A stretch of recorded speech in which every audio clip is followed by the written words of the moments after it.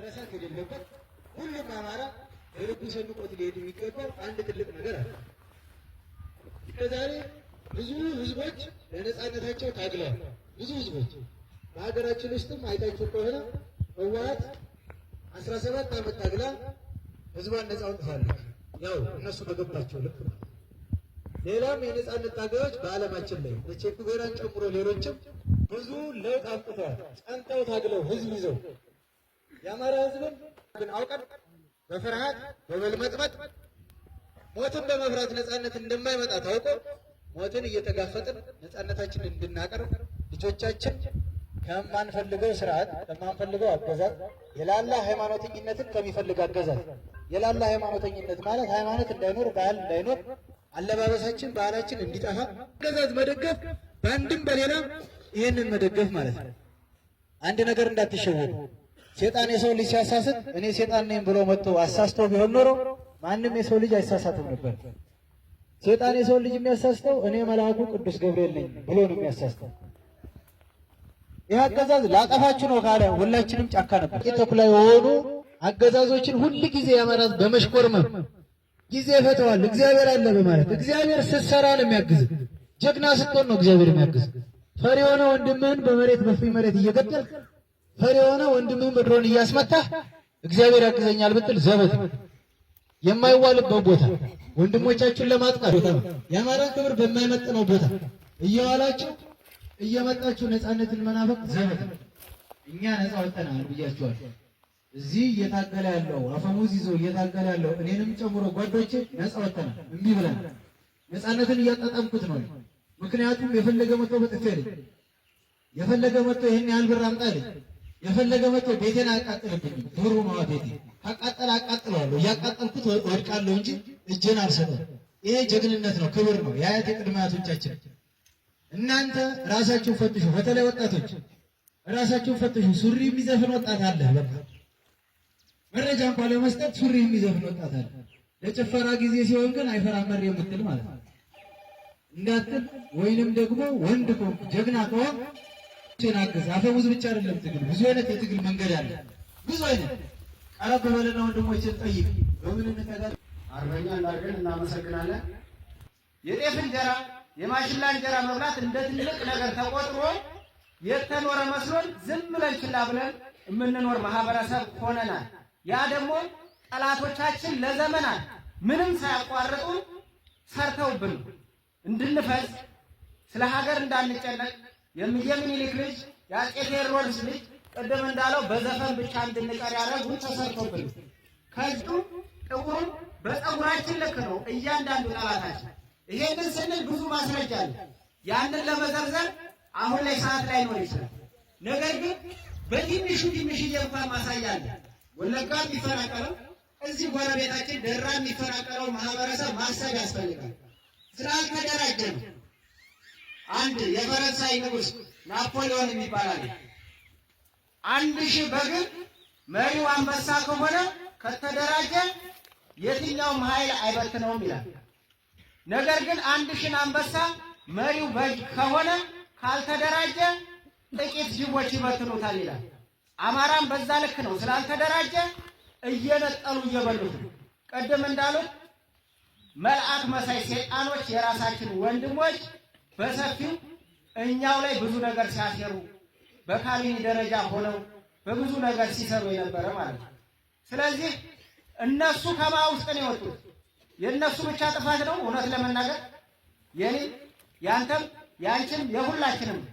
ጥሩ ማህበረሰብ ጥሩ መሪ ይወልዳል። መጥፎ ማህበረሰብ ደግሞ መጥፎ መሪ ይወልዳል። እንዴት ነው? ያልዘሩት አይበቅልም አይደለም?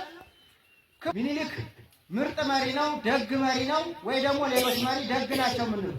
በሰዓቱ ፈርሃ እግዚአብሔር ነበር። ከጥሩ ማህበረሰብ ውስጥ ይወጣል። ስለዚህ ለሰው ጥሩ መሆንም መጥፎ መሆንም ተጠያቂው ቤተሰብ ማህበረሰብ። እኔ ለባልሆን የኔ የመጀመሪያ ተጠያቂው የኔ ቤተሰብ፣ ከዛ ያሳደገኝ ማህበረሰብ። እኔ ጀግና ብሆን የመጀመሪያ ተጠሪው ቤተሰብ ነው፣ ከዛ ቀጥሎ ማህበረሰብ ነው። ስለዚህ ጥሩ ስንሆን ጥሩ መሪ ይደርሰናል ማለት ነው። መጥፎ ስንሆን ደግሞ እንደዚህ አይነት ጊዜ ላይ ሆነን እንሰቃያለን። እስቲ ጎበዝ እናስበው። እኛ ጥቂት እድሜ ነው የቀረን፣ ለዚህ እድሜ አንነካካም እያለን ስንቱን ወጣት ነው እየገበርን ያለነው? እስቲ አስቡ። ስንቱን ነው በየሜዳው እየቀበርን ያለነው? ከዚህ የበለጠ ራስ ወዳድነት አለ? ከዚህ የበለጠ ምንድነው ከእግዚአብሔር ጋር ሊያጣላ የሚችል ነገር? እግዚአብሔር ራስ ወዳድ ሁሉ ይላል። ለጓደኛ ሙት፣ ለቤተሰብ ሙት፣ ለሀገር ሙት አይልም እንዴ? ስንት ሰዎች ውስጡን መርምረው ከማህበረሰባቸው የሚነጥላቸው የራሳቸውን ወንድሞች የሚያስገድላቸውና እንደ ሸረሪት ድር ተብትቦ ሕይወታቸው ሙሉ ምስቅልቅል ሊያደርገው የመጣ ስርዓት መሆኑን አምነው አሁን ወደ ትክክለኛ ወደ ወገናቸው ለሀገሬ ልሙት ወደሚለው ኃይል ተቀላቅሏል። ስለዚህ እነዚህ ሰዎች የተወሰነ አጠር አድርገው መልዕክት ማስተላለፍ የሚፈልጉት ነገር ስላለ እነሱን አጠር አድርጋችሁ በደንብ ከልባችሁ ናችሁ ስሟቸው። ስለዚህ መጀመሪያ ያው አማረ ወደ መድረክ አንዴ ጋብዛለሁ። አማረ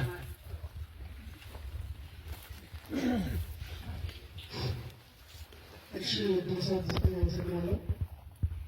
እንግዲህ ዛሬ ያው በዚሁ አጋጣሚ በብዛት እንደዚሁ አግኝተን ይቅርታ ለመጠየቅ ሁሉ ያሰሙ ነበርና ነገሩ መስሎን ከዚህ ማህበረሰብ ተለይተን ወደ አልሆነ አገዛዝ ውስጥ ገብተን ነበር። ሁኔታውን ስናየው ያገዛዝ እያጨፋጨፈን ያለው ከወንድሞቻችን እያራራቀን ያለው ከወንድሞቻችን ስለሆነ ምንም ወዳም ብናገላብጠው ወደዚህም ምንም አይነት ለውጥ ስላላገኘን ያው ተመልሰን ወደ ወንድሞቻችን ተጠግተን ማህበረሰቦቻችንን ወንድሞቻችንን በአግባብ ለማገልገል እንፈልጋለን በሚል መጥተናል የሚል ሀሳብ ነው ያለኝ። ጨርሻለሁ።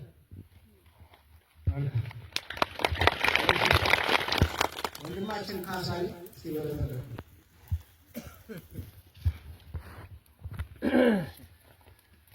እንደማላሽ